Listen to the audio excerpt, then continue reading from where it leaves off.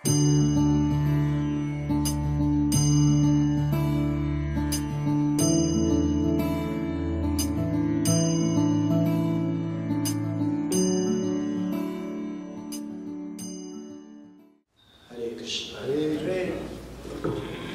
आज हमारे पास 2 श्लोक हैं चर्चा करने के लिए, 33 और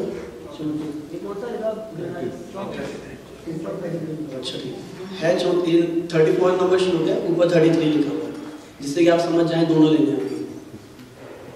तो ये 2 श्लोकों पर चर्चा करनी है और बाय मिस्टेक थोड़ा सा हमने की व्यवस्था है मिस्टेक कि दोनों श्लोकों में परपट नहीं है। इसके अगले श्लोक में जनरली हम लोग प्रयास करते हैं कि जब भागवत क्लास में चर्चा हो तो प्रभुपाद जी के तात्पर्यों के आधार पर ही हो, परंतु नहीं थी। फिर हमने विचार किया कि अगर हम अगला श्लोक ले लेंगे जिसमें तात्पर्य है तो जिस भक्त ने अगले श्लोक की तैयारी की वो बेचारा परेशान हो।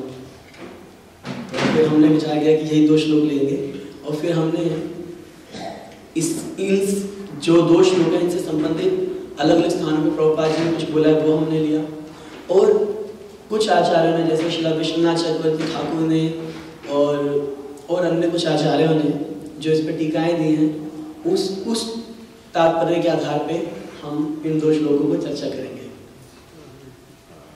ठीक है, तो पहला श्लोक 33 नंबर में पढ़ देता हूँ और 34 नंबर हम एक साथ उच्चारण करेंगे। तो गिरवाण ऋषभो दुस्तराधरि लोकतः हतश्रियो ब्रह्म शापाद भूतां विगत सम्ययो। किंतु वे दोनों द्वारपाल, हम जानते हैं क्या कथा चल रही है।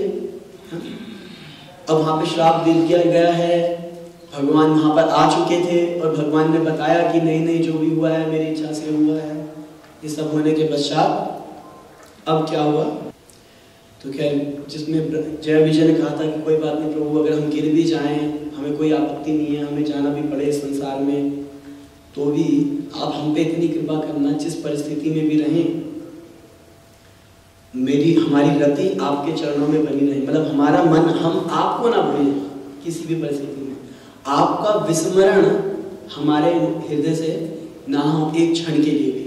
मैं एक भक्त से चर्चा कर रहा था तो भक्त मुझे बोले कि प्रभु जी जब हरि नाम लेते हैं हम तो ये प्रार्थना, क्योंकि जय विजय तो इतने भगवान के शुद्ध पार्षद हो तो नित्य पार्षद, उन्होंने बोला हम ना भूलें आपको। मैंने कहा ठीक है बोलो, वो वैसे भी भूल नहीं सकते वो, पर हमारे को तो ये प्रार्थना हर क्षण करते रहनी चाहिए। स्पेशली जब हम जप कर रहे हैं तो हमारे को बार बार बोलना चाहिए कि प्रभु हम भूले नहीं कि ये हम आपकी प्रसन्नता के लिए कर रहे हैं, हम ये भूले नहीं कि हम आपके नामों का उच्चारण कर रहे हैं।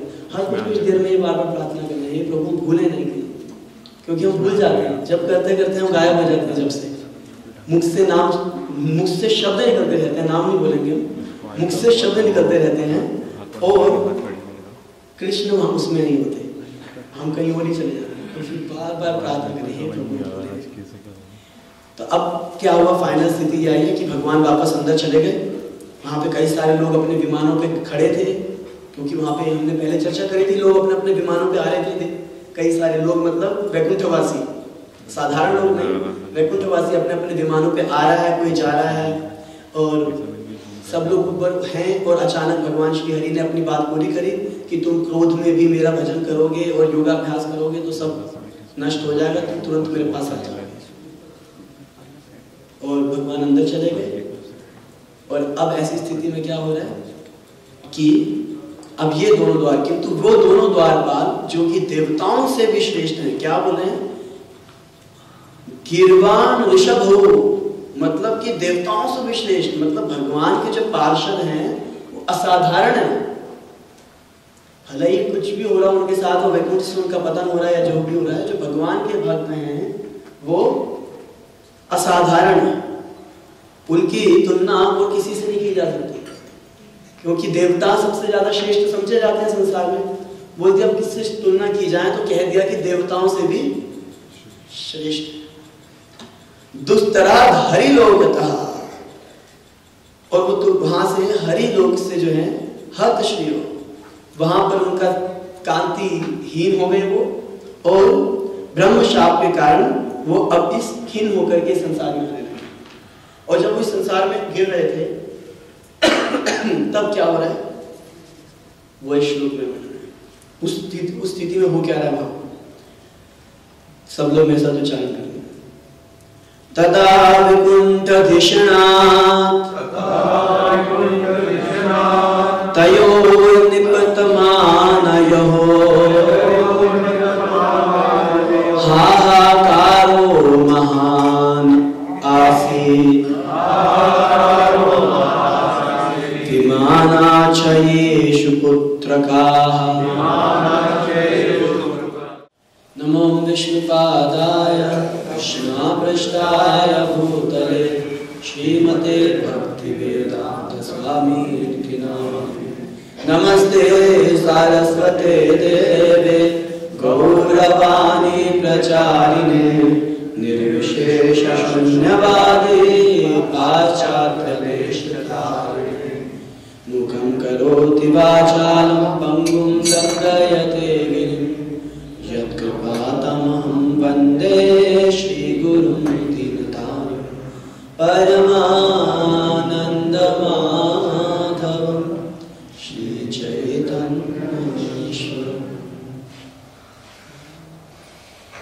हरे कृष्ण। मैं विचार कर रहा था विशेष रूप से जब इसका रिपीटेड रिसाइटेशन किया, इसको पढ़ा श्लोक, हमारे बहुत सारे आचार्यों ने जिन्होंने हर श्लोक पे ऑलमोस्ट कमेंट्री किया, उन्होंने भी इन श्लोकों पे तात्पर्य नहीं दिया, इन दो श्लोकों पे। और विशेष रूप से जो गौड़िया वैष्णव आचार्य हैं उनका तो सिर्फ एक दो लाइन का, एक लाइन का, एक दो आचार्यों का कमेंट किया, बाकी आचार्यों ने दिया ही नहीं। तो हम विचार करते क्योंकि बड़े कष्टकारी स्थिति है, एक भक्त के लिए ये सोचना भी बड़ा कष्टकारी है। ये बात सुनकर के भी ये हुआ क्या है कि क्या है इसका अनुवाद? तब जब जय तथा विजय भगवान के धाम से गिरे तो अपने भव्य विमानों में बैठे हुए सारे देवताओं ने निराश होकर उत्कट हाहाकार किया। कौन कौन हाहाकार कर रहा है? एक तो जो वैकुंठवासी वहां पर हैं वो भी अपने विमानों पर थे, वो भी हाहाकार करने लगे, ये क्या हो गया, ये क्या हो गया। और विश्वनाथ चक्रवर्ती ठाकुर बता रहे हैं कि सत्य लोग में भी जो लोग थे, क्योंकि जब वहां से प्रवेश कर रहे थे सत्य लोग समझ गए ब्रह्मा जी को। वहां के लोगों ने देखा ये क्या हो रहा है, कोई जीव वैकुंठ से आ रहे हैं। ऐसा होता नहीं है जनरली कि कोई वहां से आ रहा है अचानक, और देख करके हाहाकार मच गई कि ये क्या हो रहा है। सब लोग, सारे जो भक्त थे वो दुखी हो गए, उत्कट हाहाकार। समझते हैं कैसी स्थिति में मचता है कि जब कोई ऐसी घटना घट जाए जिस पे विश्वास भी नहीं किया जा सकता था, अचानक वैसी कोई घटना घट जाए, तो ये भक्त लोग बड़े दुखी हो चुके हैं। और तो अब ये क्या स्थिति है, क्यों ये भक्त लोग दुखी हो रहे हैं और ये वैकुंठवासी क्यों दुखी हो रहे हैं जब ये इनका पतन हो रहा है? ऐसा संभव नहीं, ऐसा असंभव है।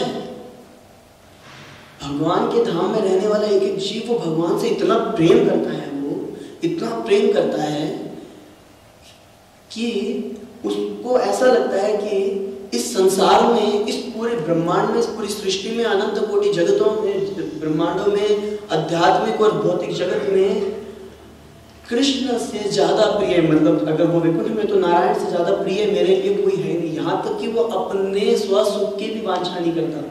जब ये वैकुंठ में जा रहे हैं और वैकुंठ का वर्णन हो रहा है तो वहाँ हम देख रहे हैं कि बहुत जो स्त्रियों की सुंदरता के लिए जो जो आवश्यकताएं हैं, जैसे शरीर में गुण होने चाहिए, जैसे वो सबसे ज्यादा सुंदर दिखे, वो सारे गुण विद्यमान हैं उनके पूरे देह में। और साथ और वो युगन नव यौवन में है, और साथ में जो पुरुष है वो भी नव यौवन में और पूर्ण समर्थ है, और वो दोनों एक साथ विमान में खड़े हैं, पर दोनों में से किसी का भी मन एक दूसरे में नहीं जा रहा, दोनों का मन किस में रमा है? कृष्ण में, भगवान श्री हरि लक्ष्मी नारायण में। हर व्यक्ति के प्रिय वहां पे नारायण है, कृष्ण है। और तो और उनकी और निष्ठा कैसे बनी रहती है कि वो कृष्ण से एक क्षण के लिए भी दूर नहीं हो सकते। वृद्धास बालकास्तावत् कोपाष्टकोटि कोटिषु सर्वे विदु महाप्रियान् अहं कृष्णस्य नेत्रतः। सनातन गोस्वामी वर्णन कर रहे हैं कि जो भक्त लोग धाम में हैं, क्योंकि भगवान की जो डीलिंग है अपने भक्तों के साथ, जो व्यवहार है भक्तों के साथ भगवान का, वो इतना अद्भुत, इतना रमणीय है कि भक्त को लगने लगता है कि इस संसार में अगर इनको सबसे ज्यादा कोई प्रिय है तो वो कौन है? मैं हूं, और कोई नहीं। उनको लगता है भक्त को कि सबसे ज्यादा कोई प्रिय है इनको तो वो मैं हूं, मुझसे सबसे ज्यादा प्रेम करते हैं। एक एक व्यक्ति से उनकी डीलिंग ऐसी है। जैसे हमारे गुरुजनों को, जैसे प्रभुपाद जी के साथ देखते हैं, भक्तों का अनुभव है, जो जो भक्तों की प्रभुपाद के साथ डीलिंग है तो सबको ऐसा लगता है कि प्रभुपाद मुझसे बहुत ज्यादा प्रेम। हर व्यक्ति को एक्चुअली प्रभुपाद सबसे प्रेम करते हैं, परंतु हर व्यक्ति के प्रति इंडिविजुअल लेवल पे इतना प्रेम है उनके हृदय में कि वो व्यक्ति को ऐसा लगता है कि शायद मुझसे ज्यादा इनको कोई दूसरा व्यक्ति प्रिय है नहीं। सर्वे विदु महाप्रियान अहम कृष्णस्य नेत्रता, कृष्ण के नेत्रों में मैं ही सबसे ज्यादा प्रिय हूँ। ये जो है भगवान का व्यवहार है एक एक भक्त के साथ, एक एक भक्त के साथ। एक तरफ तो जैसे हम उसमें देखते हैं राम जी के चरित्र में, वो हनुमान जी को क्या कह रहे हैं? तुम मम प्रिय भरत सम भाई, तुम मेरे भरत के जैसे प्रिय भाई।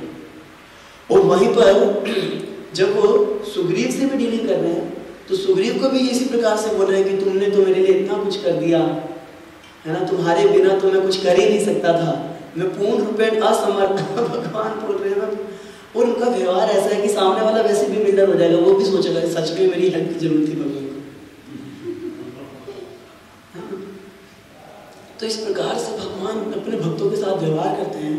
जब हम श्री चैतन्य महाप्रभु के चरित्र में देखते हैं कि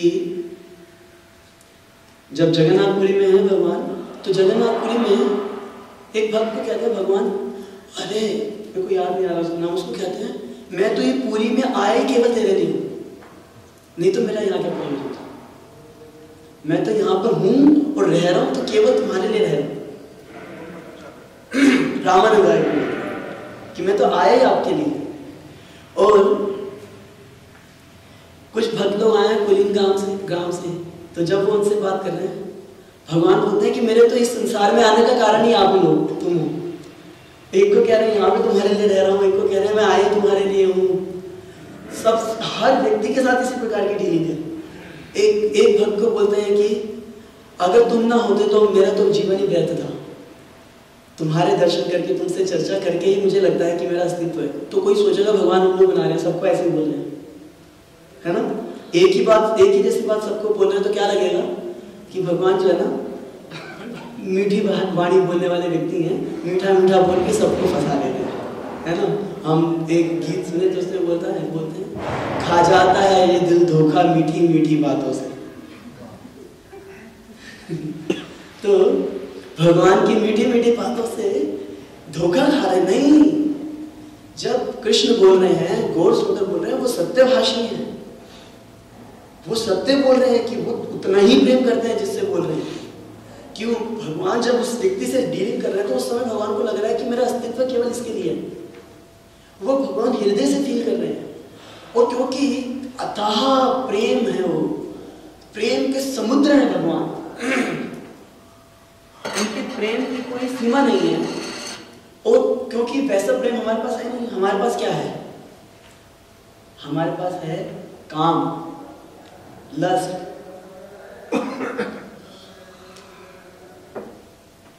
तो इसलिए हमें समझ नहीं आता ऐसे कैसे हो सकता है, हमें समझ में नहीं आता, क्योंकि हमारे को अनुभव ही नहीं है प्रेम का। प्रेम किस बला का नाम है उसका हमें अनुभव ही नहीं है। जैसे कि आनंद किसको कहते हैं लोगों को पता ही नहीं है। पता है किसको आनंद किसको कहते हैं? कल हम क्या नाम है, जब श्रील भक्तिचार्य महाराज का प्रवचन सुन रहे थे तो महाराज बोले कि जब टेम्परेरीली कुछ समय के लिए दुख निवृत्ति होती है तो उस समय पे ऐसा लगता है व्यक्ति को सुख आ गया, परंतु असली में आनंद है क्या चीज उसका अनुभव ही नहीं है। तो हम कैसे समझेंगे कि जो व्यक्ति आनंद में है उसको कैसा अनुभव हो रहा है? वैसे ही हमारे को प्रेम का अनुभव ही नहीं है, हमने कभी प्रेम किया ही नहीं है, क्योंकि प्रेम हो जाएगा एक बार तो फिर काम आएगा ही। भाई हमारे कटोरे के अंदर एक ही चीज रह सकती है, दूध रहेगा या पानी, तो प्रेम रहेगा या काम। इसलिए हमारे को प्रेम का अनुभव ही नहीं है, तो हम इसलिए समझ ही नहीं पाते हैं कि श्री चैतन्य महाप्रभु ऐसा कैसे बोल सकते हैं और भक्त को ऐसा कैसे अनुभव करा सकते हैं बिना झूठ बोले, सच बोल करके। तो इतना प्रेम, तो कौन वहां से जाएगा, कौन भगवान को छोड़ करके निकलेगा? ऐसे प्रेम के समुद्र को छोड़ करके कौन निकलेगा? असंभव, असंभव है, संभव ही नहीं है। परंतु जहां पर ऐसी घटना घट गई कि ये दो भक्त जा रहे हैं नीचे, इसीलिए तो हाहाकार मच गया। अगर रोज आते रहते, हर रोज आ रहे होते मानो, बोले आज 10 आए, आज 5 आए, आज 2 आए, आ रहे रोज होलसेल में आ रहे हैं, दर दर दर दर दर दर, कोई फर्क ही नहीं पड़ता। किसी को रोज पता है कि 2-4 तो जाएंगे, है ना? तो इसलिए कोई फर्क नहीं पड़ता। परंतु तो अचानक 2 भक्त आ रहे हैं, हाहाकार मच गया, ये क्या हो गया? परंतु किसी को नहीं पता कि इसमें तो कुछ भगवान की इच्छा है। भगवान ने बोला मेरी इच्छा है, ये दोनों भक्त मेरी इच्छा से जा रहे हैं। परंतु ये भगवान के जो पार्षद हैं, चलो मान लिया कि ये जो सत्य लोक के निवासी हैं, इनके अंदर हाहाकार मच गई, इनको समझ नहीं आया क्या हुआ, अचानक क्या हो गया। और बात कौन बोल रही है? ब्रह्मा जी बोल रहे हैं। तो ब्रह्मा जी तो देख रहे थे सारा स्थिति को, तो वहां पे समझ में आता है कि चलो हाहाकार मच गई। उधर क्यों हाहाकार मचा? वैकुंठ निवासियों में वहां तो नहीं मचना चाहिए था, उनको तो कोई कंफ्यूजन नहीं होना चाहिए। क्यों? उनकी स्थिति कैसी है? जो भगवान के जो भक्त होते हैं वो असाधारण होते हैं, स्पेशली जो पार्षद हैं भगवान के, उनके विषय में श्रील रूप गोस्वामी वर्णन कर रहे हैं। देखिए रूप गोस्वामी ने पूरा एक सेक्शन लिया है भगवान के भक्तों के बारे में वर्णन करते हुए, स्पेशली जो नित्य सिद्ध भगवान के धाम में निवास करने वाले हैं। तो हम देखते हैं पूरा सेक्शन लेंगे या थोड़ा थोड़ा लेंगे। रूप गोस्वामी क्या वर्णन कर रहे हैं कि आत्मकोटि गुणं कृष्णे प्रेमाणं परमं गता नित्यानंद गुणा सर्वे नित्य सिद्धा मुकुंदवत्। चलो हम पूरे श्लोक का अनुवाद नहीं लेंगे, तो बस इसको हम शॉर्ट में लेंगे कि वहाँ पे जितने भी लोग हैं सब कुछ कृष्ण के जैसे ही हैं। वो कृष्ण के प्रेमानंद में डूबे हुए हैं और हमेशा आनंद में रहते हैं। और वो कैसे हैं? नित्य सिद्धा मुकुंदवत्। वो कैसे हैं वहां के वासी? वो लगभग कृष्ण जैसे ही हैं। जैसे कृष्ण सच्चिदानंदमय हैं, अभिज्ञ हैं, पूर्ण ज्ञानमय हैं, वैसे ही हैं वो। और बोले कि अब रूप गोस्वामी कह रहे हैं कि आप लोग कहोगे कि देखो ये तो रूप ने बोल दिया, रूप गोस्वामी ने बोल दिया, अपने मन में जैसा भक्तों को मानते हैं वैसा बोल दिया, है ना? हमारे भक्तों के प्रति प्रेम है इसलिए हमने बोल दिया भक्त भगवान के जैसे ही बोल सकते हैं ना। बोले कि मैं नहीं बोल रही बात, शास्त्र प्रमाण दे सकता हूं मैं। तो बोले कहां पे? बोले यथा पद्मे श्री भगवत सत्यभामा देवी संवादे, जैसा कि पद्म पुराण में भगवान और सत्यभामा के संवाद में चर्चा हो रही है। और भगवान इसमें बोल रहे हैं अथा ब्रह्मादि देवानां तथा प्रार्थनया भुवः आगतो हम गणा सर्वे जातस्ते पि मया सह। बोले कि मैंने देवताओं को सबको बोला है मेरे साथ यहाँ प्रकट होने के लिए, और साथ साथ में मेरे और कौन प्रकट हो रहे हैं? एक तो देवता प्रकट हो रहे हैं। भगवान जब प्रकट हुए थे लीला करने के लिए तो भगवान ने बोला था तुम सब लोग यदुकुल में जाके जन्म लो। कुछ लोग तो कुछ तो देवता थे, कुछ तो देवता थे, परंतु कुछ क्या है? एते ही यादवा सर्वे मद गणा एव भामिनी। हे भामिनी मेरी प्रिया, ये जो यादव लोग हैं ये मेरे नित्य पार्षद हैं, ये देवी देवता नहीं है। कैसे? और इनके अंदर क्या गुण है? सर्वदा मत प्रिया देवी मत तुल्य गुणशालिना, हमेशा मेरे प्रिय हैं, मत तुल्य, और मेरे ही तुल्य हैं, मेरे ही जैसे हैं ये। तो भगवान के जो नित्य पार्षद हैं वो भगवान के जैसे हैं। तभी ब्रह्मा जी का फिर यहाँ पे कोट कर रहे हैं श्रीमद् भागवतम से, तथा च श्री दशमे। ब्रह्मा जी क्या बोल रहे हैं? अहो भाग्यम नंद गोप व्रजोकसम जन्मित्रम परमानंदम पूर्ण ब्रह्म सनातनम। अरे एक ही परिवार के अपने तुल्य मानते हैं भगवान इनको। बड़े भाग्यशाली लोग हैं ये, असाधारण है ये। बल्कि मैं विचार कर रहा था, वो इसमें मिक्स भी कर सकते हैं अपनी बात में, कि देखिए भगवान के बारे में क्या बोला जाता है कि भगवान सबसे ज्यादा चतुर है। सत्य है या असत्य है? भगवान से ज्यादा चतुर कोई हो सकता है क्या? नहीं। पर कई बार ऐसा लगने लगता है कि भगवान चतुर क्यों कि भक्त चतुर।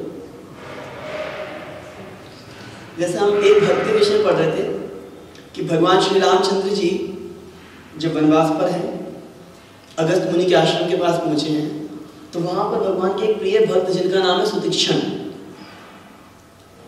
वो बहुत समय से विचार कर रहे थे क्या मेरे जीवन में ऐसा दिन आएगा कि मैं इन्हीं लोचनों से, इन्हीं आंखों से अपने प्रिय भगवान श्री रामचंद्र के दर्शन कर पाऊंगा।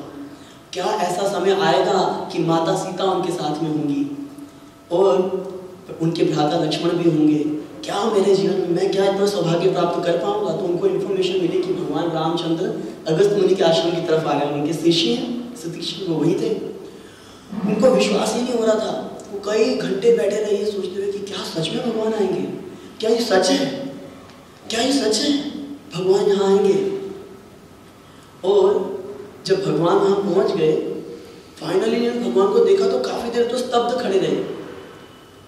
तो भगवान इनसे मिले, बोले कि हे सुतीक्षण, हम जाना चाहते हैं, दर्शन करना चाहते हैं। तो बोले प्रभु मैं आपकी स्तुति करना चाहता हूँ। तो भगवान मुस्कुराने लगे तो बोलते हैं कैसे करूँ मैं स्तुति? मेरे पास तो ज्ञान नहीं है, बुद्धि नहीं है, भक्ति नहीं है। और बार बार ये सारे लोग शब्दों का उच्चारण करके बोले कि मैं कैसे स्तुति करूं। फिर कुछ स्तुति भगवान की करते कि आप इतने सुंदर हैं, आपके ऐसे गुण हैं। फिर बोलते पर मैं स्तुति कैसे कर सकता हूँ? पर बोले कि मैं तो अहंकार से भरा हुआ हूँ, बहुत अहंकार मेरे में भरा हुआ है संसार के प्रति, संसार से आकर्षण है मेरा और इसी संसार में अपने आप अहंकार मानता हूँ। परंतु ना एक और भी अहंकार है मेरे अंदर, वो अहंकार मैं चाहता हूँ हमेशा मेरे अंदर बना रहे। बोलते हैं असभिमान जाय जिन भोरे, मैं सेवक रघुपति पति मोरे। बोले कि परंतु एक अभिमान जो है ना मेरे अंदर कि मैं सेवक हूं और जो रघुपति हैं वो मेरे पति हैं। पति का मतलब क्या होता है? स्वामी। पति का मतलब कोई जैसे संसार में समझते हैं ना, स्त्री अपने आप को पत्नी मानती है और पुरुष अपने आप को पति मानता है। ये लोग पति पति नहीं है। पति शब्द आता है पातु, पातु से, पातु इति पति। जो रक्षा कर सके वो पति है। तो रक्षा कौन कर सकता है? जो पति अपने आप को बोलता है वो अपनी रक्षा नहीं कर सकता। तो रक्षा करने का सामर्थ्य किसके पास है? रक्षा करने का सामर्थ्य केवल कृष्ण के पास है। तो बोलते हैं कि जो रघुपति हैं, पूरे रघुकुल के रक्षक हैं। तो मैं सेवक हूँ और रघुपति पति मोरे। ये जो अभिमान है ना मेरा कि मैं सेवक हूँ, ये मैं चाहता हूँ कभी ना भूलूं। ये अभिमान बना रहे मेरा। तो भगवान बोले मैं आपसे बहुत प्रसन्न हूँ,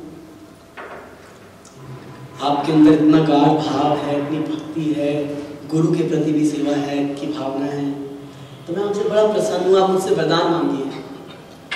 बोले मैं क्या वरदान मांगूंगा?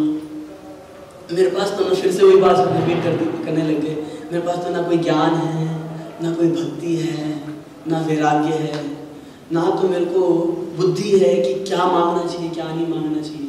मेरे को नहीं पता क्या मांगना चाहिए। तो ये कोई दूसरे भक्तों की तरह नहीं बोले कि प्रभु मुझे कुछ नहीं चाहिए, कुछ नहीं, बस आपके दर्शन हो गए, ऐसा कुछ नहीं बोले। बोले प्रभु आप जो देना चाहो वो मुझे दे दो। तो हम सोचा कि भगवान देंगे बेस्ट ही देंगे। तो भगवान कहते हैं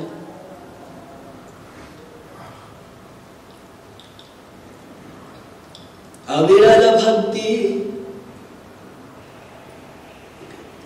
विरत विज्ञाना हो सकल गुण ज्ञान निधाना।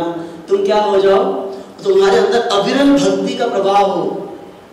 और उस भक्ति की एप्लीकेशन कैसे होती है, विरत विज्ञाना, पूर्ण विज्ञान के साथ उसको एग्जीक्यूट कैसे करना है वो भी तुम कर सको।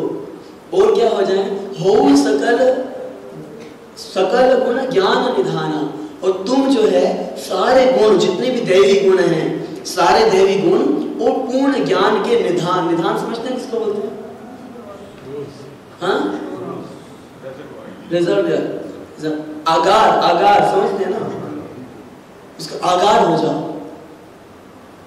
तो अब वो कहते हैं, मुस्कुरा के प्रणाम करते हैं कि हे प्रभु, आपने मुझे जो दिया है ना, मैं बड़ा प्रसन्न हूं उससे।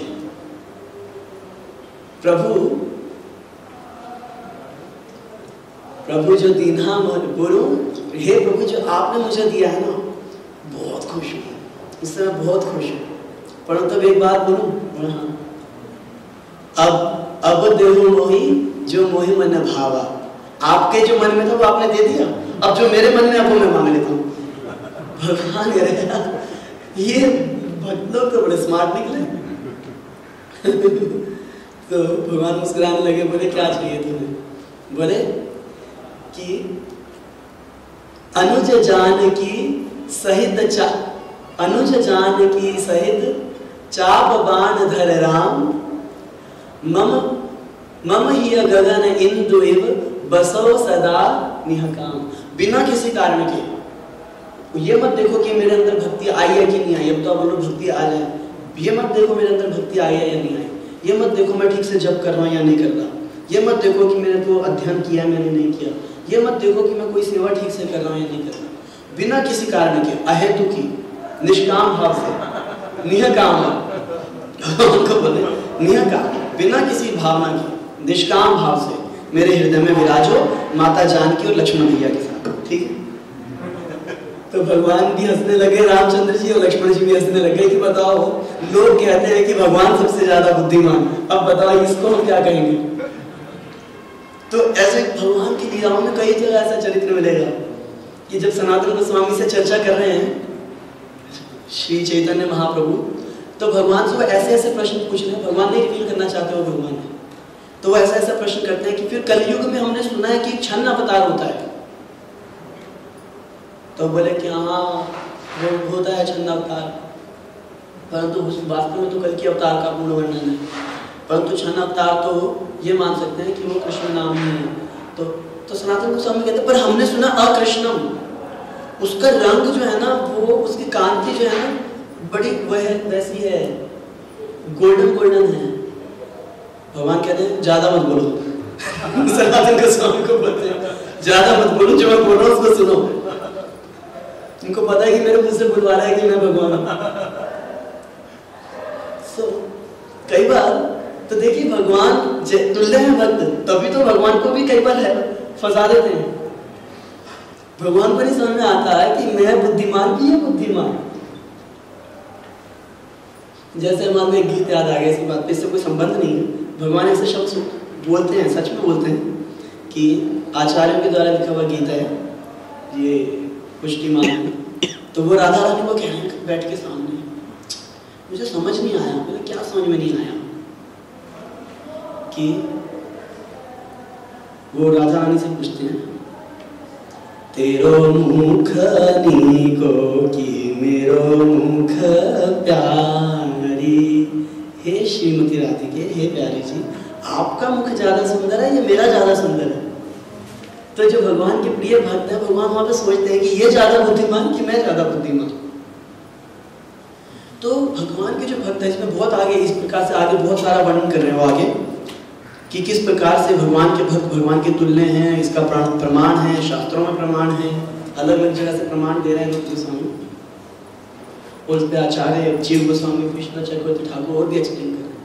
तो ये भगवान के तुल्य भक्त हैं जो वहां वैकुंठ में निवास कर रहे हैं। जो आ रहे हैं वो भी हैं, ऐसा नहीं कि वो नहीं है, और जो ऊपर बैठे हैं वो भी हैं। और उनको ये बात क्यों नहीं समझ में आ रही है कि भगवान की इच्छा से जा रहे हैं? क्यों नहीं समझ में आ रही, बता सकते हैं? ये तो प्रमाणित हो गया कि भगवान के तुल्य हैं वो भक्त, उनको भी पूर्ण ज्ञान है भगवान के जैसा। फिर भी ये क्या हो रहा है, उनको क्यों नहीं पता लग रहा है कि भगवान की इच्छा है इसमें, क्यों वो दुखी हो रहे हैं, क्यों हाहाकार कर रहे हैं? कोई बता सकता है? भगवान से दूर हो रहे हैं। यार वो दोनों लोग दूर हो रहे हैं, बाकी लोग क्यों हाहाकार कर रहे हैं? क्योंकि बैकुंठ पे जाके कभी कोई मटेरियल वर्ल्ड में वापस ले, पर ये तो उनको मालूम है ना भगवान की सेवा के लिए जा रहे हैं, भगवान की इच्छा है, हमने बता दिया। एक्सेप्ट ब्रह्मा जी कोई भाव नहीं तो सकता। अच्छा, एक्सेप्ट ब्रह्मा जी भगवान के धाम में, आपको मैं बता देना चाहता हूँ प्रभु जी, जो भगवान के धाम में जो वैकुंठ निवासी है, ये जो जय विजय जिनका फॉल डाउन भी हुआ है, ब्रह्मा जी के पास जब सारे देवी देवता गए ना कि प्रभु जी इनसे रक्षा करो प्रभु हमारी, बोले कि देखो ये ना भगवान के धाम से आए, मैं भी कुछ नहीं कर सकता। बोले फिर क्या करना, बोले चुपचाप सहन करो, कुछ करने का प्रयास मत करना, मूंगी खानी पड़ेगी। भगवान के नीचे पार्षद है, पंगा नहीं लेना चाहिए। जैसे कभी कोई भगवान के भक्त के साथ कुछ घटना घट रही है ना, तो उसमें अगर हम ज्यादा पंगा लेंगे अगर जा करके, तो मूंगी खानी पड़ेगी। ब्रह्मा जी भी चुप बैठ जाते हैं। तो ब्रह्मा जी तो मतलब ब्रह्मा जी बहुत वंदनीय अर्चनीय है, पर भगवान के पार्षदों के सामने उनकी कोई गति नहीं है। बहुत वो एक क्षुद्र जीव है, हमारी दृष्टि से बहुत महान है, परंतु भगवान के पार्षद जो हैं, भगवान के द्वारपाल कहेंगे बच्चे, उनके सामने वो क्षुद्र जीव है, कोई वैल्यू नहीं। बताइए, अगर भगवान वहाँ से उनके लिए जाएंगे, वहाँ से वैकुंठ को छोड़ के जाएंगे, तो इसलिए उनको हाहाकार करना चाहिए। I'm just speculating. Were they thinking that how will Jai Vijay live without Lord? चलो मैं आपको एक इंसिडेंट याद दिलाता हूँ। ये हाँ,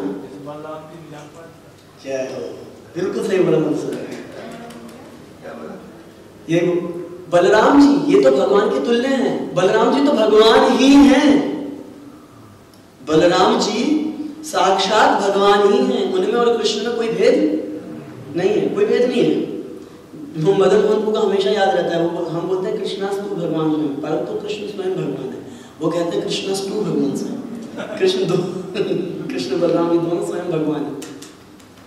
फिर भी एक घटना ऐसी घटी थी कि बलराम जी को भी नहीं पता लगा, घटी थी कि नहीं घटी थी। जब कृष्ण सारे ग्वाल बाल बन गए थे, बछड़े बन गए थे, बकरियां बन गए थे, किसी ग्वाल बाल को एक साल के बाद समझ में आई ये बात ब्रह्मा जी को, ओ बलराम जी को, एक साल के बाद समझ लो। तो बेचारे साक्षात भगवान ही है वो, पर फिर भी कृष्ण पूर्ण पुरुषोत्तम परम भगवान है। तो अगर कहीं कहीं पे वो ये चाह रहे हैं कि इनको पता नहीं लगना चाहिए, तो फिर पता नहीं चलेगा। जिससे कि अब कृष्ण हमारे एक आचार्य हमें बोलते हैं कि ये घटना इसलिए भी घट रही है शिक्षार्थम, पहले तो ये दिखाने के लिए कि भगवान के धाम से कोई आ नहीं सकता, तभी हाहाकार मच रहा है। इतना प्रेम है वहां पे, कौन जाना चाहेगा, तो इसलिए हाहाकार मच रहा है।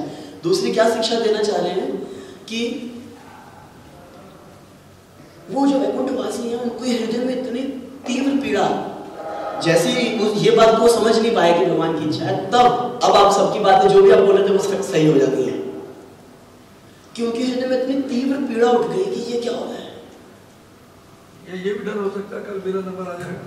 इतने बेवकूफ नहीं वो लोग, उनको इस बात का दुख हो गया, क्योंकि ना डरते नहीं है वैकुंठवासी, जो भगवान के साधारण भक्त जो यहाँ पर रहते हैं, वो उनको कोई डर नहीं लगता, उनको कोई डर नहीं लगता। धन होगा नहीं होगा, परिवार होगा नहीं होगा, दोस्त होंगे नहीं होंगे, अच्छी परिस्थितियां होंगी बुरी परिस्थितियां होंगी, स्वर्ग में जाएंगे नरक में जाएंगे, स्वर्ग अपवर्ग नरकेषु कुतश्चान विभीयति।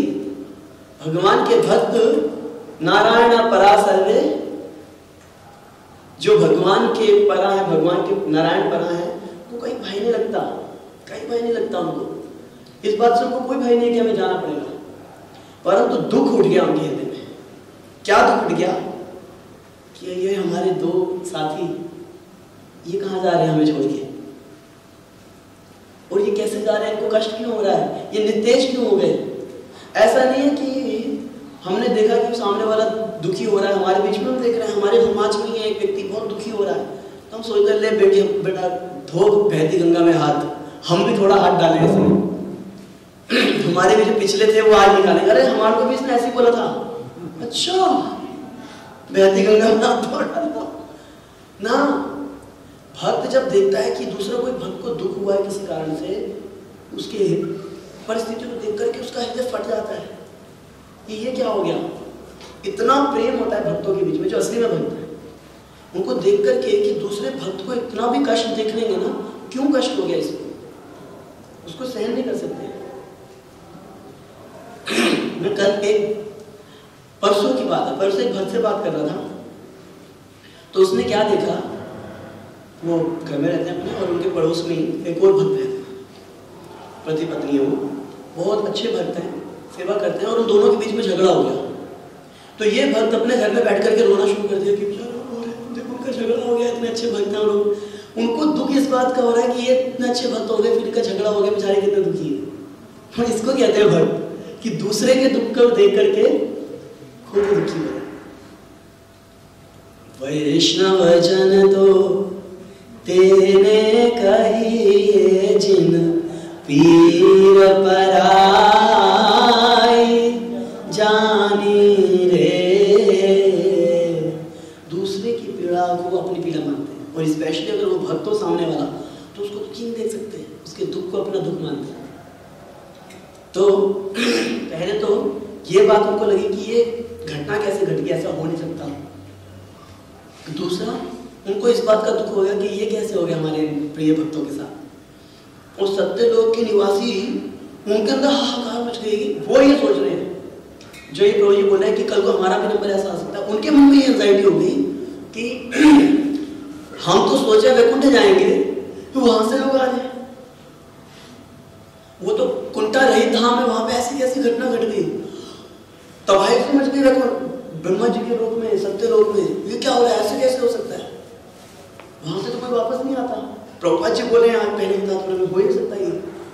तो उनके अंदर दिल चढ़ गया उनका कि सोचो आप ना पूरी जीवन आपने तैयारी करी हो कि हम जाएंगे वैकुंठ जाएंगे, हम वैकुंठ जाएंगे, वैकुंठ जाएंगे, आपने अपना खाना पीना सब तपस्याएं करी हो, अपनी सारी इच्छाओं को मार दिया हो, या जस्ट लेट्स से बोलो यार वैकुंठ की तो हमने सोच ली, आपने पूरा प्रयास किया, आप अमेरिका जाओगे, अमेरिका जाने के लिए आप कई दिनों तक वीज़ा के लिए लाइन में भी लगे हो, क्योंकि आपकी कंपनी की तरफ से कोई इन्विटेशन नहीं था, कंपनी की तरफ से कोई अरेंजमेंट नहीं थी, तो कोई आपका रिश्तेदार भी नहीं है, बस आप जाना चाहते हो। जैसे हमारे कई बंगाली भक्त आते हैं, वो अमेरिका और लंदन जाना चाहते हैं।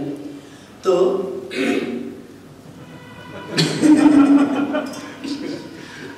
तो अगर वो पूरी उसने मेहनत करी हो, पैसा इकट्ठा करा हो, और फाइनली जब उसको वीजा मिलने वाला, सत्य लोक पहुंच गया ना, वीजा मिलने वाला है, सत्य लोक के बाद वो जाएंगे वैकुंठ।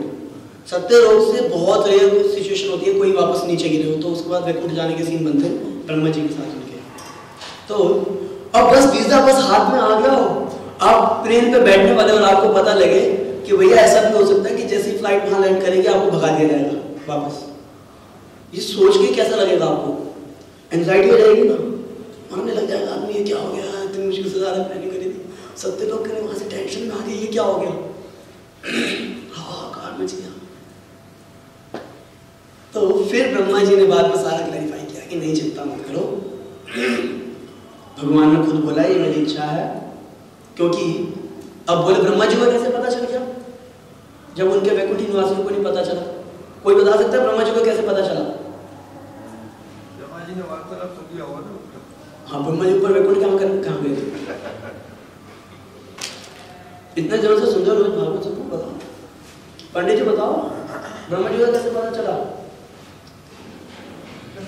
ब्रह्मा जी के पुत्रों के, यस राइट, ब्रह्मा जी के पुत्रों के साथ ही तो हुआ था सब कुछ।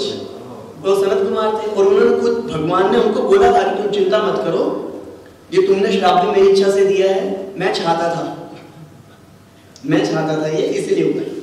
तो जाके तब बताओ बेटा है, इतने अच्छे बढ़िया बेटा है, हो जाके बताएंगे नहीं पिताजी को कि अरे पता वैकुंठ गए थे, वहाँ क्या क्या हुआ बताओ, तुमने ऐसा काम कर दिया, ऐसा कर दिया, जाके किसी को तो बताएंगे ना जाकर के। तो वो जाके ब्रह्मा जी को बताए सारी बात। तो ब्रह्मा जी को पता लगा, अच्छा, तो वो सबको बता रहे हैं ये घटना घटी थी, ये देवताओं को बता रहे हैं पूरी बात, क्योंकि देवताओं के पास आके खड़े हुए हैं ना, तो उनको पूरी बात बता रहे हैं कि भैया ये भगवान के धाम से आए हैं, कुछ नहीं हो सकता, आप जो ये करेंगे वही होगा। मतलब भगवान के धाम से कोई आया तो वो इतना सामर्थ्यवान होता है, वो आतंक ही मचाता है केवल, किसी ना किसी डायरेक्शन में मचाएगा। या तो फिर अब इन्होंने क्या किया, आया तो फिर अंधकार छाया, तो अगर ये तमोगुण का काम करने आए हैं क्योंकि इनको भगवान के साथ युद्ध करना है, तो कई लोग सोचते हैं कि, क्योंकि ऐसा वर्णन आता है कई जगह पे कि उनको बोला कि 7 जन्म लो भक्ति करो वापस आना, या 3 जन्म लो मेरे से वैर करो वापस आना। सुना ना आपने ये? तो आप में से कितने लोगों को लगता है कि उन्होंने जल्दी वापस जाने के चक्कर में ये स्वीकार कर लिया कि 3 जन्म वैर करेंगे? कितने लोग एक्सेप्ट करते हैं इसको? तो करते तो मैं अभी हाथ खड़ा करें शर्म के लिए, सब यही मानते हैं ना। विश्वनाथ चक्रवर्ती ठाकुर कह रहे हैं कि अगर ऐसा मान लें तो हम जो बोलते हैं कि भक्त लोग बोलते हैं कि आपकी सेवा के बिना तो हमारे को वैकुंठ भी नहीं चाहिए, है ना? बिना क्या है वो प्रभु जी वो श्लोक क्या है जिसमें बोल रहे हैं कि ये 5 प्रकार की मुक्ति नहीं चाहिए मुझे, बिना मत सेवनम जना, है ना? वो मेरे धाम में भी नहीं आना चाहते अगर उनको मेरी सेवा ना प्राप्त हो तो। सुना ना, कपिल देव जी बता रहे हैं कि मेरे धाम में भी आने को तैयार नहीं होते अगर मेरी सेवा नहीं मिले, सेवा जहां मिले वहां जाएंगे। और इनको क्या चाहिए द्वारपाल को? इनको पता है कि हमारे प्रभु के हृदय में इच्छा होगी फाइट करने की, और वो कैसे पूरी की जाए। तो इनको इस बात से कोई मतलब नहीं है हमें कितने टाइम यहाँ रहना पड़ेगा, कितने टाइम वहां रहना पड़ेगा। इनके मन में सिर्फ एक बात जुड़ी है, क्या है वैसी बात कि हमारे को तो सेवा करनी है ठाकुर जी, और वो चाहते हैं फाइट, वो चाहते हैं फाइट और मुझसे हमसे करना चाहते हैं। क्योंकि जब ना भगवान के मन में इच्छा आई कि मैं युद्ध करना चाहता हूँ, तो ये भगवान के प्रिय भक्त हैं, इनको समझ में आ गई बात। विश्वनाथ चक्रवर्ती ठाकुर इसको पूरा एक्सप्लेन कर रहे हैं माधुरी कादम्बरी में। तो उनके मन में ये भावना आई कि देखो हमारे प्रभु के मन में युद्ध की इच्छा आ गई, और पूरे वैकुंठ में कौन करेगा युद्ध उनसे? वैकुंठ में कोई युद्ध करेगा क्या? भाई अगर तो गोलोक में होते फिर भी काम चल जाता उनका, कोई ना कोई आगे कह देता तुम ही आमसम, तुम ही कह ना बढ़ो, तुम ही आमसम, तुम कौन से हमसे बढ़कर हो, हमारे जैसे तो, है ना? बोल देते हैं। जैसे वो रस खान जी भी इसके ऊपर एक्सप्लेन करते हैं कि बड़े बड़े असुरन को मार्यो, नाग कालिया मार पछाड़ो, नखूपर गोवर्धन धार्यो, ऐसो बलि तो खेलन में ग्वालन ते पिट जाए। इतने शक्तिशाली फिर भी खेल खेल में ग्वालों से पिटा रहे, और वैकुंठ में कौन करेगा? वहां पे तो सब प्रणाम करने वाले, नारायण परासर्वे सब बड़े बड़े हैं, भगवान लक्ष्मी नारायण सब उनकी, तो वहां पे हमेशा आरती करने वाले लोग, तो सर्वश्रेष्ठ है, उनसे बढ़कर कोई है नहीं भाई। उनको उनके चरण का गलती से स्पर्श हो जाए, इस बात पे दिल जल जाएगा कि ऐसा कैसे हो गया, पाप हो गया मुझसे। आपके हमारे हम देखिए ये वैकुंठ वाला भाव आपको अगर समझना हो तो हम यहाँ पे कैसे समझ सकते हैं हमारे गुरु के साथ। हमारे गुरु बोले कि मार मेरे मुंह पे घुसा, मारेगा कोई? बोले मेरे को बड़ा मजा आएगा, मार ना, कोई मारेगा क्या? गुरु जी कहेंगे मेरे को किसी ने ना, देखो मेरे को इतने साल हो गए भक्ति में आया हुआ, क्योंकि मैं तब से गुरु बन गया हूँ, कोई मेरे से झगड़ा ही नहीं करता, तुम मेरे को गाली दो, कोई देगा गाली?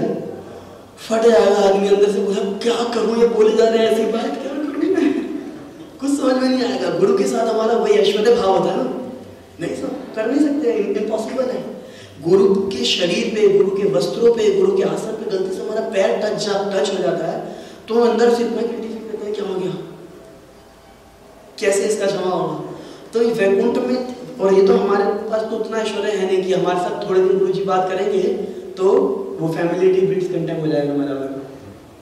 पर वैकुंठ के निवासी तो हमेशा सजग हैं, वो भगवान के साथ कैसे युद्ध करेंगे? तो जय विजय के मन में आया कि देखो हमारे ठाकुर साथ हैं युद्ध, अब हम इनकी कैसे सेवा करें? तो इन्होंने मन भगवान से प्रार्थना करी कि प्रभु हमारे को पता है कि आपके मन में एक विशेष इच्छा जागृत हुई है, कृपा करके हमारे को सेवा का अवसर प्रदान करें। तो फिर भगवान ने व्यवस्था करी कि यहाँ करूँगा तो सब लोग वैकुंठवासी कहेंगे ये क्या हो गया, जहाँ विजय बच्चे खासे तो थे झगड़ा करने लग गए, चलो इनको नीचे भेजो। कई सारी फिर शिक्षाएं इनके माध्यम से, क्योंकि जब भगवान क्या करते हैं कि बोलते हैं ना एक तीर दो निशाने, भगवान क्या करते हैं एक तीर 1000 निशाने लगाते हैं। इसी में वो अपने भक्तों का गुणगान कर देंगे, प्रहलाद के बारे में दिखा देंगे कि मेरे भक्त कैसे होते हैं, मुझसे कैसा प्रेम करते हैं, किसी से भय नहीं करते। इसी में ये भी दिखा देंगे कि मेरे भक्त जो मुझसे प्रेम करते हैं वो इस बात की भी चिंता नहीं करते कि उनको घोर कष्ट में जाना पड़ेगा मेरी सेवा के लिए, है ना। जैसे कि हमारे को याद है कि हमने जब जन्माष्टमी के टाइम पे कलेक्शन के लिए बोला था तो कई लोगों को शर्म आती थी, बोलते इतनी शर्म आती है, हमारे इतना अच्छा स्टैंडर्ड है, हम कैसे भीख मांगेंगे। तो शर्म आती है, लोग बुक डिस्ट्रीब्यूशन में शर्म आती है ना। बोला हम बस एक जगह पे बात कर लेंगे, 1 to 1 किसी के घर पे जाओ, गाली दे देते हैं लोग, हमने कभी जिंदगी में नहीं सुना। तो भगवान के भक्त को दिखाना चाहते हैं, देखो ये जय विजय को देख लो भैया, तुम तो कहाँ जाओगे, एक कूड़े के घर के दूसरे कूड़े घर में जाओगे। कोई व्यक्ति अपने घर को कूड़े का मतलब मान सकता है कि बड़ा अच्छा घर है, बना किससे हुआ है, वही पत्थरों से, उन्हीं मिट्टी से, उसी लोहे से। और जिस समय लेबर बना रही थी किसको पता है कि थूका था उसमें, बलगम थूकी थी, क्या थूका था। कई लोग जब कंस्ट्रक्शन कर रहे होते हैं वहीं पे दोनों काम कर देते हैं, है ना। उसी दीवारों में, उसी फर्श के ऊपर रह रहे हैं, दीवारों पे उन्होंने सब कुछ किया होता है, ऊपर पेंट करके हम कहते हैं वाह देखो कितना हाइजीनिक है। तो हम तो क्या करेंगे यहाँ पे, मतलब लगभग हमारे जैसे लोग हैं जिनके पास हमें जाना है। पर ये कहाँ से आ रहे हैं, एक ऐसे स्थान से जहाँ पे केवल प्रेम है, जहाँ पे कोई किसी से ईर्ष्या नहीं करता, कोई किसी से द्वेष नहीं करता, कभी कोई झगड़ा, कभी संताप नहीं, किसी प्रकार का कोई कष्ट नहीं है, केवल आनंद ही आनंद है। और निरंतर भगवान का संग है, साक्षात भगवान का संग है। सोचिए, मतलब ऐसे प्रेमी है भगवान कि कोई भी राजा हो, ये द्वारपाल है वैकुंठ के, भगवान के महल के द्वारपाल नहीं है, ध्यान से देखिए आप, ये किसके द्वारपाल है, वैकुंठ के द्वारपाल है, मतलब पूरे प्लेनेट के द्वारपाल है। ऐसा नहीं कि जैसे आप छोटे से बहुत छोटे दायरे में अगर आ जाए कि एक तो इंडिया का बॉर्डर है और एक हमारा पार्लियामेंट हाउस है, तो राष्ट्रपति जी कहाँ बैठे हुए हैं, पार्लियामेंट हाउस में बैठे हुए हैं, लेट्स से। तो कोई एंटर कर रहा है बॉर्डर पे, तो राष्ट्रपति खुद तो नहीं जाएगा ना वहां चेक करने के लिए कि ठीक हुआ कि नहीं हुआ। तो ये दो द्वारपाल वैकुंठ के एंट्रेंस पे हैं, भगवान के निजी महल के एंट्रेंस पे नहीं है। और इतने मतलब जो बिल्कुल उधर द्वारपाल बैठा हुआ है गेटकीपर, उसकी क्या वैल्यू होती है साधारण जगत में, पर वहां देखो कैसा प्रेम जगत है भगवान के। अगर चलो अपने निजी महल के भी होते तो समझ में आता था, पूरे प्लेनेट के द्वारपाल है भगवान, अपने महल से निकल के पूरे प्लेनेट को क्रॉस करके बाहर आए हैं, वैकुंठ के गेट में आए हैं, बाहर आ गए हैं, ये देखने के लिए कि मेरे दो प्रिय जनों के साथ कुछ जात से तो नहीं हो, कोई झगड़ा हो गया तो मैं सुलटा हूं। कितना प्रेम भरा है उस संसार में, और वहां से इस जगत में आकर के वो कर्म करने को तैयार है जो कभी नहीं करना चाहते। मांस भक्षण किया उन्होंने, गौ हत्या करी आकर के उन्होंने, पर्पस क्या है, भगवान को आनंद देना। वो झगड़ा करेंगे आगे, और जितने भी मरे होंगे उनके हाथों से सब वैकुंठ ही गए होंगे, कहाँ जाएंगे। ध्रुव महाराज जितने लोगों को मारे थे कहाँ गए हो, भागवत में वर्णन आता है ना कि होलसेल में सब वैकुंठ, होलसेल में वैकुंठ से आ नहीं सकता कोई, पर कोई भक्त कृपा करते तो जरूर जा सकते हैं। तो जब उन्होंने कुबेर के सारे लोगों को मारा था तो वहां पे वर्णन आता है सारे यक्षों को, वो सारे यक्ष होलसेल में वैकुंठ जा रहे थे। जितने लोगों को तीर लगता था, क्या नाम है, ध्रुव महाराज का। और जहां पे हमारे को गलती से कोई भक्त गाली दे दे, जिसकी गाली से पूर्ण शुद्धि होगी, हम वैकुंठ की तैयारी कर लेंगे, बोलने का तरीका ही देखो इनको कैसा है, स्टैंडर्ड ही खराब है इनके, कल्चर ही नहीं है ना, क्या करें, कल्चर ही नहीं है। समझते हैं एक्चुअली क्या है, लोग ये भी भक्ति नहीं बड़ी, इसलिए इनको बोलने का तरीका भी नहीं आता, देखो कैसा बोल रहे हैं, वैसा इतना उन्नत भक्तों में। परंतु यहाँ ऐसे प्रेम जगत से वो कहाँ आने को तैयार हो गया। तो भगवान शिक्षा दे रहे हैं कि मेरे भक्त मेरी सेवा के लिए किसी भी हदों को पार कर सकते हैं, मुझे प्रसन्न करना चाहते हैं। और दूसरी तरफ दिखा रहे हैं मेरे भक्त कितना प्रेम करते हैं मुझसे और कितने मुझ पर निर्भर रहते हैं कि उनको भय नहीं लग रहा प्रहलाद को। मैं एक बार राधे श्याम को प्रवचन सुन रहा था, वो बोले कि फोटो देखो जो पीपीटी वाली है, जब उनको पहाड़ से फेंका जा रहा है, प्रहलाद महाराज जब पहाड़ से फेंका जा रहा है, कह रहा है have you ever seen a person falling from the mountain and smile. वो मुस्कुराने को अपनी नीचे देख ही नहीं के भगवान, उसमें पूरा विश्वास है, पूर्ण श्रद्धा, दृढ़ विश्वास, रक्षति विश्वास हो, कृष्ण मेरी रक्षा करेंगे, कृष्ण मेरी रक्षा करेंगे। मेरे को भी कुछ दिन पहले कुछ बोले कि घर में अगर स्त्री भी काम करे तभी चल पाएगा, क्योंकि इनिशियल स्टेज में लोगों को दिक्कत आती है। हमने बोला भैया इतना तो विश्वास कर सकते हैं हम कृष्ण पे कि धर्मो रक्षिता रक्षिता।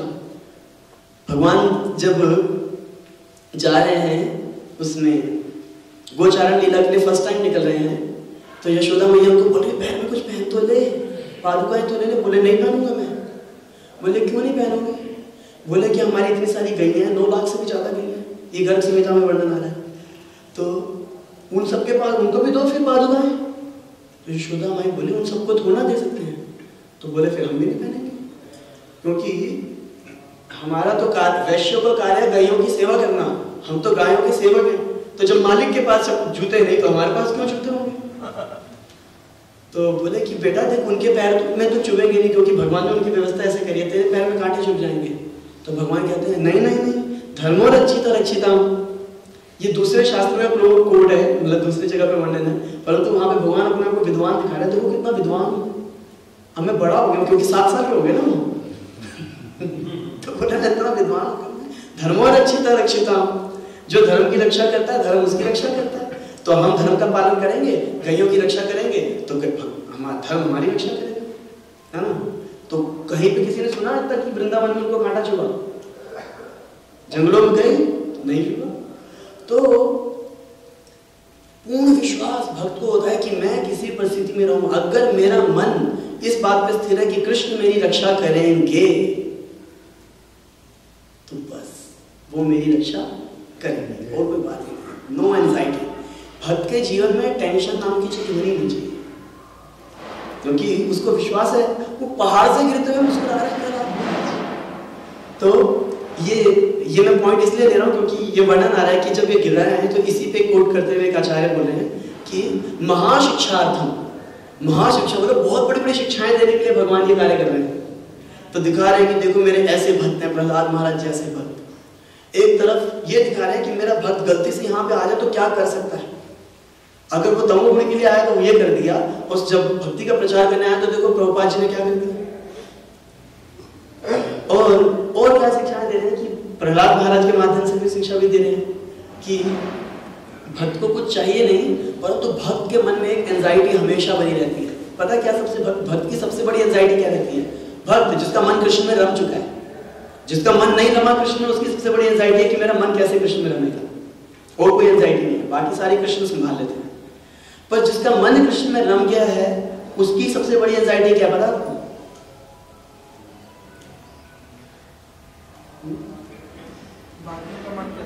बाकी लोगों का क्या होगा?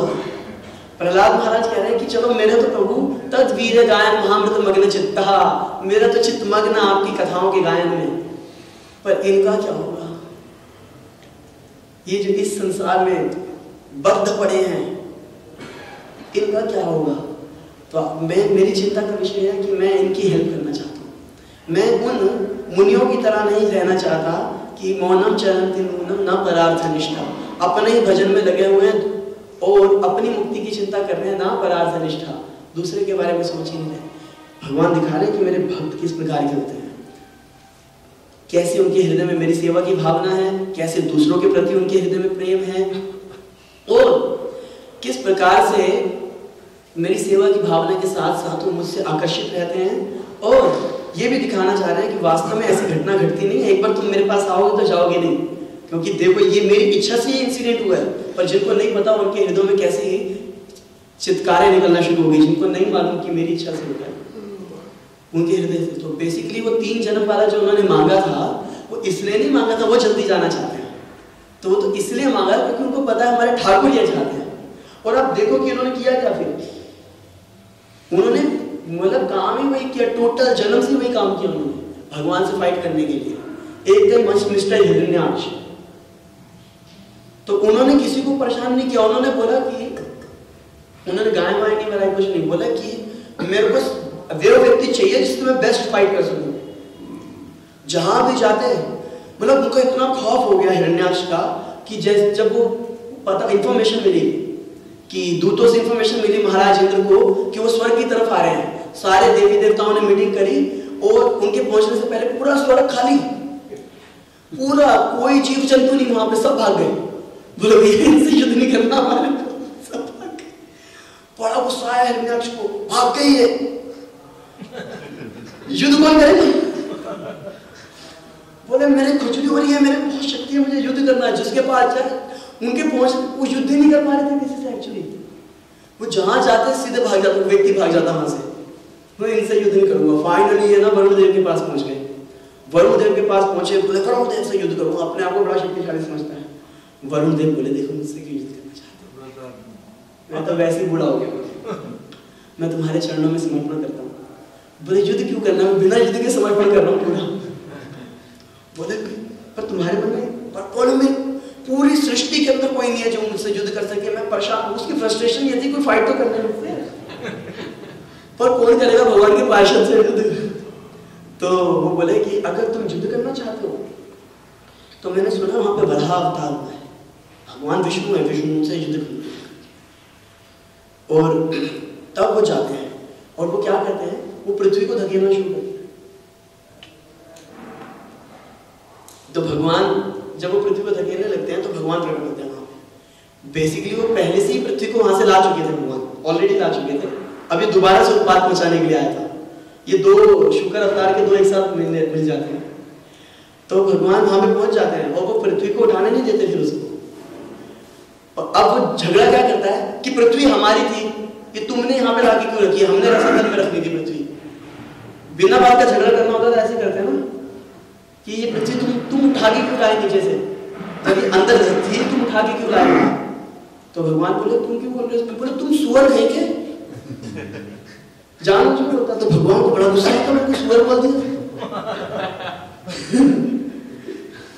तो बोलते वन सो करा, तो भगवान को बड़ा गुस्सा आता, अरे तुम तो मरे।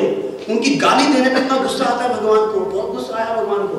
तो वहां पे आचार्य एक्सप्लेन करते हैं कि इसी से सिद्ध होता है कि भगवान एक व्यक्ति है, गाली देने पे उनको भी गुस्सा आता है। अगर वो व्यक्ति नहीं होते, इम्पर्सनल ब्रह्म होते तो कहते थे ना भैया किसको गाली दी, मतलब वो भी एक व्यक्ति है, उनके अंदर भी फीलिंग्स है, भगवान के अंदर भी फीलिंग्स है। अगर हम उनसे प्रेम करते हैं तो उनको भी अच्छा लगता है, अगर हम उनसे प्रेम नहीं करते या झूठा प्रेम करते हैं तो उनको लगता है कि देखो दिखावा कर रहा है, तो उनको दुख भी होता है। फीलिंग्स हैं, वो भी व्यक्ति हैं। तो जब उनको गाली दी तो उनको गुस्सा आया, भगवान बोला मैं तुमको मारूंगा, तो झगड़ा करते हैं भगवान उससे। और फिर भगवान बहुत देर तक फाइट करते हैं, बहुत देर तक फाइट करते हैं। और तब सब लोग देखते हैं, कभी कभी भगवान का भी गिर जाता है कुछ। तो अब क्या होता है कि इनऑस्पिशियस टाइम आने लगता है, इसको कहते हैं राहु काल। वो आने लगता है तो ब्रह्मा जी को और सारे देवताओं को टेंशन हो जाती है कि अब तो राक्षसों की शक्ति बढ़ने का समय आ गया, भगवान इसका वध क्यों नहीं करे। देखो ये देवी देवता भी भगवान की अद्भुत लीला शक्ति से कैसे मोहित हो जाते हैं।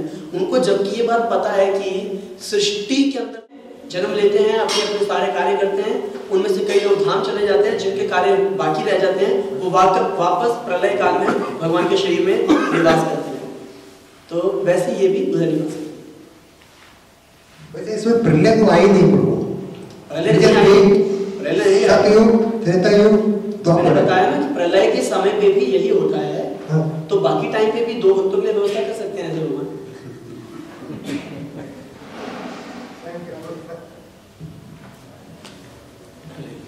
और कोई प्रश्न किसी का? हरे कृष्ण बोले प्रसाद कब शुरू होगा, यही प्रश्न। इसके पहले क्या पंडित जी बोलो। एक श्लोक में आया कि लक्ष्मी जी आ रही थी तो भगवान बोल रहे कि उनको ऐसा लगता है कि उन्होंने अपराध किया था। ना वो सब नहीं है। इसमें विश्वनाथ चंद्र ठाकुर कहते हैं कि ये सारी जो लीला है ना कि लक्ष्मी जी के मन में ऐसा आया कुछ दंड देना चाहिए, ये सब कुछ जो है केवल भगवान की इच्छा से घटित हुआ है। क्योंकि वैकुंठ में कुंठा है ही, वैकुंठ में अज्ञान है ही, वैकुंठ में किसी प्रकार का ईर्ष्या द्वेष, किसी प्रकार की त्रुटियां है ही नहीं। तो अगर ऐसी कोई घटना हुई तो भगवान बोले मेरा प्लान नहीं। ठीक है। तो आखिरी प्रश्न है प्रसाद कब शुरू होगा? बस तुरंत यहाँ से आप बाहर जाएंगे, आपको प्रसाद मिलेगा। जगत गुरु श्रील प्रभुपाद की जय बोल प्रेमानंदे। तो आप में से जितने भक्त लोग अब तक मैराथन में नहीं लगे हैं, सबसे प्रार्थना है मैराथन में लग जाइए। एक एक भक्त को एक एक दिन में कम से कम मिनिमम 100 भगवत गीता डिस्ट्रीब्यूट करनी चाहिए, जो खाली है उनके लिए। उनसे मधुसुंदर को हमें याद है एक दिन में अकेले, हम मतलब ये तो भगवान की कृपा से होता है, कोर्स हमने क्या है सबके साथ होगा, परंतु अगर प्रयास करें और भगवान से प्रार्थना करें, हमने देखा है एक दिन में वो 800 भगवद गीता डिस्ट्रीब्यूट करके आए थे, सड़क पे खड़े हुए, सड़क पे रेड लाइट। तो हम प्रयास करें, सब लोग प्रयास करेंगे तो सफलता मिलेगी, श्री चैतन्य महाप्रभु की कृपा मिलेगी। जगत गुरु श्रील प्रभुपाद की जय।